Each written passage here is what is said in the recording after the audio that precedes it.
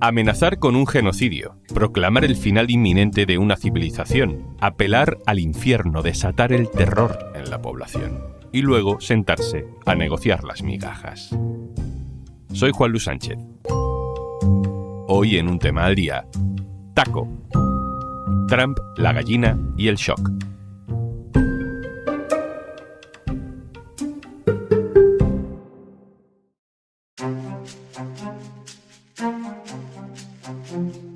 La historia de este ultimátum empieza el 21 de marzo.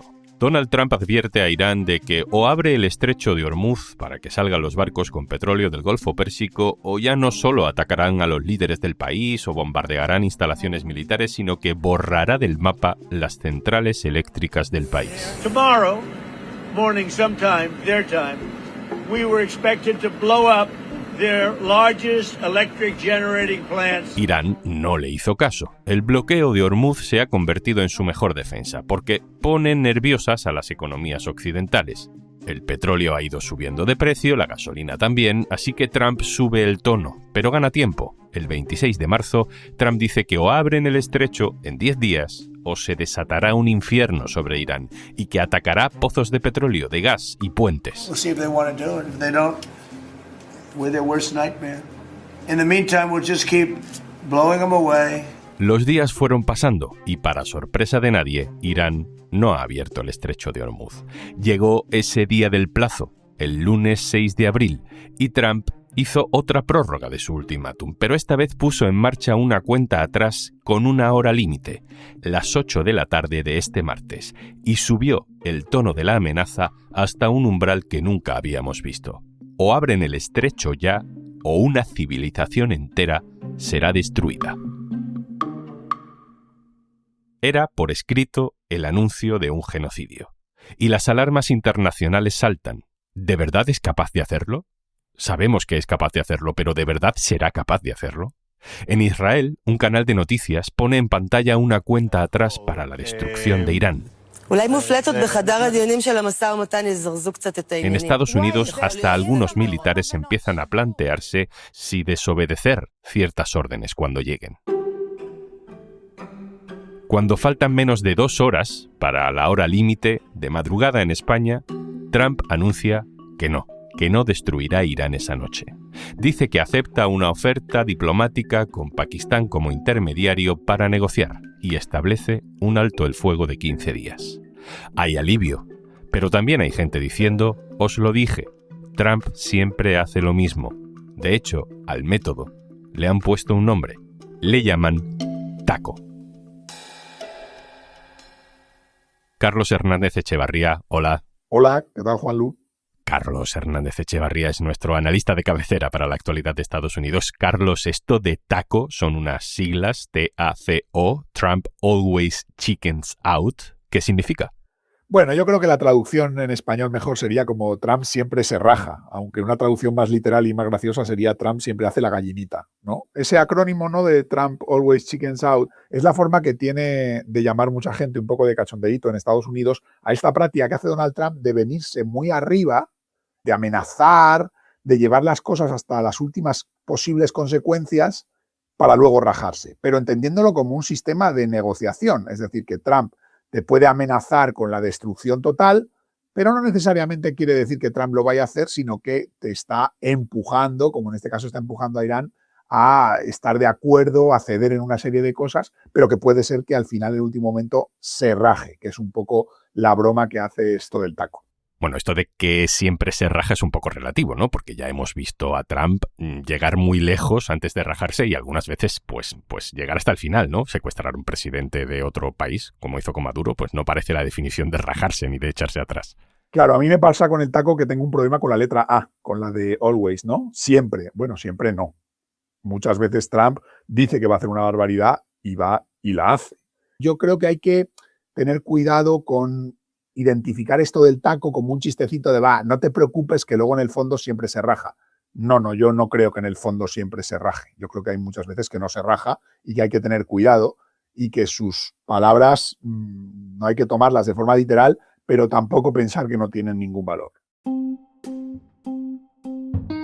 Bueno, una vez definido el concepto y sus salvedades o nuestras dudas, identifiquemos este patrón que intenta utilizar con Irán en otras decisiones de Donald Trump. ¿En qué otras ocasiones, Carlos, hemos visto este mismo método de anunciar ultimátums muy alarmantes o amenazar con el infierno y retractarse en el último momento?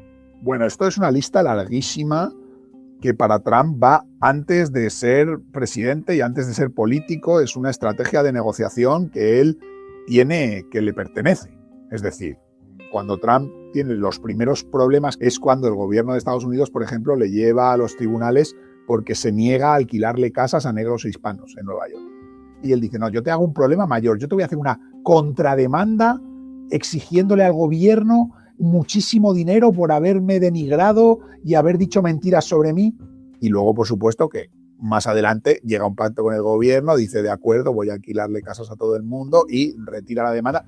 Ahora, desde que está en la política, hemos visto hacerlo sin parar. Yo diría que el taco en sí mismo, como término, nace de la locura que fueron las negociaciones de los aranceles, ¿no? Cuando Trump llegaba y decía, tal día va a ser el día de la liberación, voy a subir los aranceles de todos los países extranjeros a no sé cuánto, que ya todos estábamos un poco perdidos, ¿no? Porque era un baile continuo, ¿no? Y no era solo países, era difícil de seguir en todo, era como el vino que venga de Europa a 200%, y luego me rajo. Por ejemplo, si recordamos lo que fue los aranceles a México y Canadá, ¿no? Los dos grandes socios comerciales de Estados Unidos, sus vecinos, era difícil saber en qué punto estaban las cosas, pero es verdad, ha habido tacos en muchas áreas. Es decir, durante su primer mandato ya, antes de que existiera el término popularmente, pues ya también le dijo a Corea del Norte, ojo, como tenga que entrar ahí, te voy a destruir totalmente. Y luego, pues al rato estaba dándose besos en la frontera entre Corea del Norte y Corea del Sur con Kim Jong-un. En política interior nacional estadounidense también lo ha hecho, ¿no? En política interior lo mismo. Muchas veces ha amenazado muchas cosas que no se han cumplido. Él dijo que iba a enviar tropas y a poco menos que tomar militarmente en la ciudad de San Francisco, ¿no? La gran urbe, digamos, más izquierdista, tradicional de las grandes ciudades de Estados Unidos, y luego alguien le dijo que aquello era una locura y no lo hizo. Pero volvemos a lo que decíamos antes. ¿Quiere decir que siempre no lo haga, que siempre se raje? No, pues no los mandó a San Francisco, pero los mandó a Minneapolis, y en mitad de aquella operación, pues 2 personas pacíficas, manifestantes, perdieron la vida. Todo esto puede ser muy irresponsable, es muy irresponsable, pero no significa que sea ingenuo, ¿no? Es deliberado porque es una técnica, y entiendo, Carlos, que a Trump le parece que funciona. Le ha funcionado enormemente en la política y fuera de la política. Y de hecho él lo ha reconocido abiertamente en ese libro famoso, bestseller que escribió del arte de hacer un buen trato, ¿no? The Art of the Deal. Él lo explica, ¿no? Y tú tienes que negociar siempre desde la fuerza. Y oye, cuanta más fuerza tengas, mejor. Entonces, él claramente tiene una estrategia permanente a lo largo de su vida de entrar a una negociación o entrar a un conflicto desde una posición de máximos total. Te voy a erradicar, te voy a arruinar. Esto lo ha hecho con Irán ahora mismo, sí, pero lo ha hecho con un montón de periódicos y medios de comunicación a lo largo de su vida, ¿no? Si publicas esto, te voy a poner una demanda por daños por $100 millones y te voy a llevar a la bancarrota. Y luego a lo mejor, pues cuando ya se pusieron de acuerdo y decidieron que en lugar de estar en la lista Forbes en el número 100 estaba en el 65, pues bueno, no pasa nada. Y no. Yo creo que forma parte de esa, no solo ya te diría de esa técnica de negociación, sino de la imagen que él quiere presentar de sí mismo. O sea, él siempre se ha vendido al electorado y a la opinión pública como un gran negociador. Él lo que decía siempre era, nuestros negociadores son tontos, va nuestro gobierno a China y le toman el pelo, y los europeos le toman el pelo, y los canadienses y los mexicanos se ríen de ellos a sus espaldas porque no saben negociar. Pues su idea de negociar es esta, armar un pollo gordo, asustar a la gente, y por supuesto que a veces funciona. Yo creo que no siempre va a funcionar, pero es verdad que de primeras, sobre todo yo diría en su primer mandato, pero ahora también, que el presidente de Estados Unidos te señale con el dedo y te amenace. No, eso a todos los países del mundo les hace, pueden hacer un cálculo de no creérselo, pero cuidado, nadie se lo toma a la ligera. Entonces, a mí me parece que esas amenazas ni son siempre huecas del todo, pero sí que desde luego son estratégicas. Me suena todo a una versión más cutre, más personalista de la doctrina del shock, ¿no? Aquello de provocar el miedo y la crisis para luego imponer naturalmente tus políticas o tus condiciones. A mí me parece que es totalmente una versión de la doctrina del shock, porque aparte no es solo, digamos, la amenaza que te tiene aterrorizado, sino lo cambiante que es, ¿no? Te va dando una de cal y otra de arena permanentemente. No, te voy a aniquilar, pero reconozco que estás negociando de buena fe. Claramente, él entiende que esto es una forma efectiva de negociar y de, digamos, nunca dejar a la otra parte que se sienta cómoda o que piense que sepa, que sabe por dónde pisa. Luego tiene un componente de que parte de esto puede ser fingido, pero parte de esto es real. Trump es una persona y es un líder inestable que hoy piensa una cosa y mañana otra, que es impredecible no solo porque intente ser impredecible, que lo intenta, sino que aparte su propia naturaleza le supera. Tú has hecho la analogía, ¿no? Puede ser como la doctrina del shock.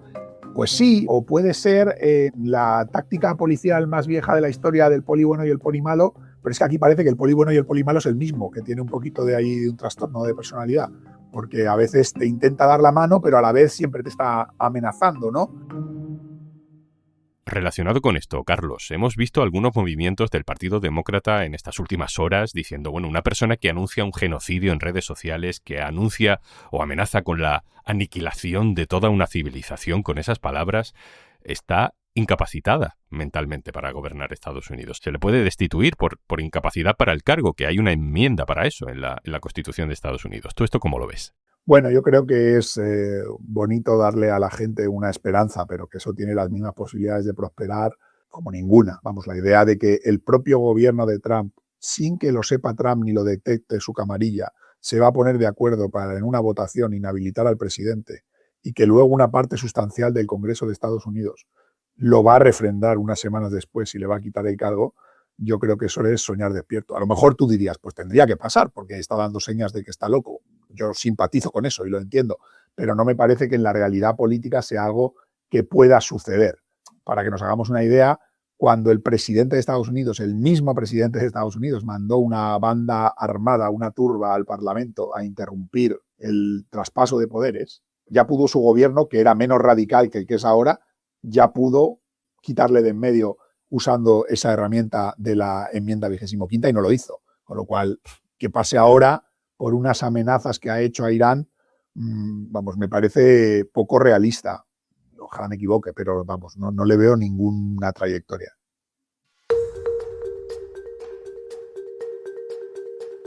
Volviendo a Irán, al ejemplo actual, ¿no? ¿Tú crees que le va a funcionar esta vez esta técnica del taco? Ahora gana 15 días de margen. Es un alto el fuego para negociar y de hecho ya ha anunciado Trump que Irán le ha prometido no enriquecer uranio. Supongo que a cambio de la apertura del estrecho en algún momento. ¿Tú crees que esta vez funciona? Yo creo que hay que tener la cabeza fría de lo que ha pasado aquí. Es decir, ¿qué se está dando Trump? 15 días para decir el estrecho de Hormuz está abierto, crisis superada, hasta luego. Pues es que el objetivo de Trump no podía ser al principio de la guerra que el estrecho de Hormuz estuviera abierto al tráfico petrolero, es que ya estaba. Entonces, si de lo que se trata es de solucionar un problema que el propio Trump ha creado y cantar victoria y marcharse, pues es perfectamente posible después de este ultimátum, claro que sí. Pero ¿qué pasa con todos esos otros objetivos? Que Irán nunca ya pueda desarrollar una bomba nuclear, que haya un cambio de régimen para que entre una gente que no son los ayatolás. Todo eso, ¿qué fue de aquello, no? ¿Qué pretende Trump conseguir con estos 15 días? Poder decir, ya pasan los petroleros, estamos todos tranquilos, va a bajar el precio del petróleo, enhorabuena, vámonos a casa. Bueno, pues entonces, ¿para qué todo esto, no? Que todo el mundo salve la cara y al final sea como, bueno, un acuerdo que vagamente diga que Irán no va a ir a por una bomba nuclear, bueno, es que Irán ya dice públicamente que no va a por una bomba nuclear. Claro, te has gastado una millonada, has matado muchísima gente en Irán, han muerto también algunos militares estadounidenses, ¿para qué? Sería la pregunta. Oye, un ángulo un poco diferente de toda esta historia es el análisis que están haciendo algunos expertos, y hay mucho ruido en redes sociales con esto, de cómo los bandazos de Trump van acompañados de movimientos de compraventa de acciones un poco sospechosos. Justo antes de que Trump vaya a soltar una gran amenaza de guerra mundial, hay gente que vende acciones como si supieran que van a bajar las acciones por la alarma, ¿no?, en los mercados. Y justo antes de que Trump tranquilice a esos mercados, hay picos raros de compra, como si supieran que van a subir el valor de esas acciones. Tú que estás al tanto de lo que dicen los analistas más sólidos, ¿qué se sabe de esto? Bueno, yo creo que está bastante bien documentado que hay gente que tiene extrañamente información muy valiosa en el momento que hay que tenerla y que actúa con esa información económicamente en el momento de mayor ganancia. Creo que hay que separar un poco a veces lo que es el mercado de valores de la bolsa de lo que es, por ejemplo, las casas de apuestas, ¿no? Es un tema complicado. Pero digamos, yo creo que hay unos inversores de toda la vida que están ahí a largo, que están para años en la bolsa y que esta gente, pues el tuit de Trump quizá no altera demasiado sus cálculos, ¿no? Porque es gente que lleva tiempo. Pero el que está a corto, el que no se está fijando dónde va a estar el petróleo dentro de 2 años, sino dónde va a estar el petróleo dentro de 20 minutos, pues obviamente es una oportunidad de manipulación del mercado muy grande y se puede ganar mucho dinero. Luego, me parece que aparte de lo que es la bolsa, se puede ganar también mucho dinero en este mundo de las casas de apuestas online, que en Estados Unidos es principalmente Polymarket, con unas conexiones enormes que podríamos hablar, ¿no? En Silicon Valley, ¿no? Pero que básicamente una casa de apuestas que te deja apostar de casi todo, te deja apostar por si Trump atacará hoy o atacará mañana o cualquier cosa que te quieran. Y ahí sí que yo veo mucha gente que ni siquiera tiene que hacer el cálculo de qué le pasará a las acciones de BP, que es una petrolera, después de que hable Trump. No, puede directamente meterle dinero a una pregunta en lenguaje natural, si Trump hará esto o hará esto otro, o cuántas veces a lo largo de su discurso pronunciará la palabra no sé qué. Y yo creo que hay gente haciendo dinero. Y hay bastante buena evidencia de que hay gente que de algún modo ha sabido en el momento justo lo que iba a decir Trump o lo que iba a hacer Trump y ha ganado dinero con eso. La última, Carlos. Se ha hablado mucho de que la guerra de Irán estaba agrietando la base social de Trump, porque el movimiento radical MAGA no quiere más líos, no quiere más guerras. Trump prometió que no iba a meter a Estados Unidos en ninguna guerra, que en ese sentido les ha traicionado, ¿no? Y no sé si todos estos bandazos también pueden confundir un poco a esa misma base, ¿no? De exactamente quién es Trump y hacia dónde va o qué pretende, ¿no? ¿Crees que el taco puede desestabilizar la propia presidencia de Trump? Yo creo que no. Yo creo que lo que es la base de Trump, sí, en cada gran faena, en cada gran movimiento, va a perder a 1 o a 2.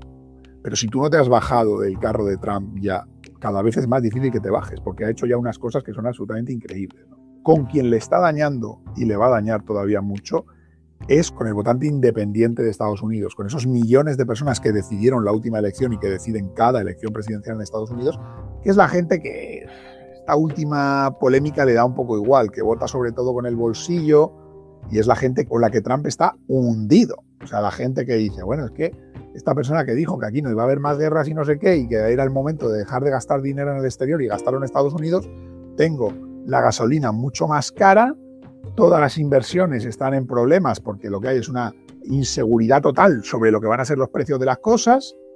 Yo creo que a mí me recuerda un poco a la situación del año 2020 en Estados Unidos. Trump tenía sus partidarios y luego había un grupo de gente que básicamente le daba igual.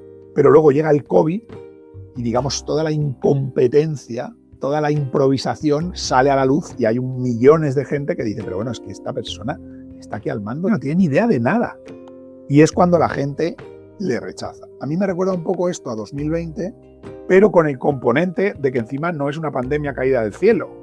Es que es una crisis en la que Trump ha decidido él mismo meterse de cabeza porque ha querido. Carlos Hernández Echevarría, director adjunto de Maldita.es. Muchas gracias. Gracias, Juanlu. Esto es Un Tema al Día, el podcast del diario.es. Si te gusta lo que hacemos, necesitamos tu apoyo. Hazte socio, hazte socia en eldiario.es/un socio al día. Este podcast lo producen Carmen Ibáñez, Marcos García Santonja, Lucía Martín y Izaskun Pérez. El montaje es de Pedro Nogales. Yo soy Juanlu Sánchez. Mañana, otro tema.